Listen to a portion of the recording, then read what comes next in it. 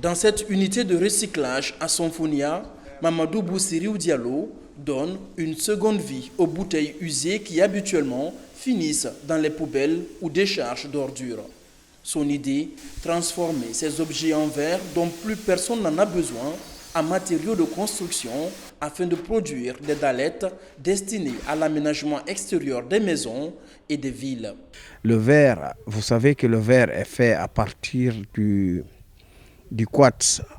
Le quartz, c'est une forme de sable, hein. Je ne vais pas rentrer en géologie, mais c'est du sable. Quand on broie le verre, on obtient du sable.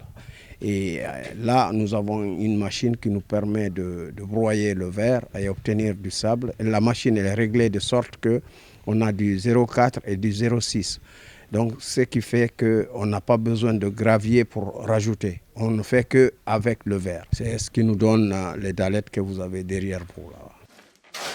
À la question de savoir s'il n'existe aucun risque, sa réponse est sans ambiguïté. Même si on la casse, ça ne peut pas blesser.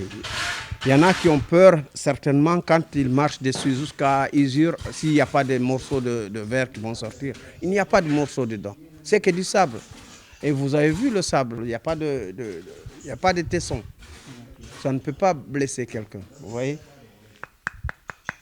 Avec son idée, ce passionné des questions de salubrité et de protection de l'environnement, PDG de la société Urki Plus, compte pousser plus loin le recyclage des objets, réduire la pression sur la décharge et créer de l'emploi.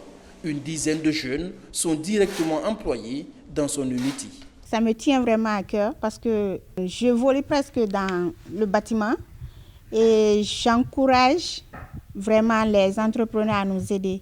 Parce que ça, avec l'innovation qu'a eu M. Diallo, c'est vraiment important. Bon, je suis vraiment content de participer à ce projet parce que c'est la première fois de voir ça, la transformation de verre en dallettes, je n'ai jamais vu. Outre l'unité de production des dallettes, une autre unité de recyclage est mise en place pour la transformation des récipients en plastique usés.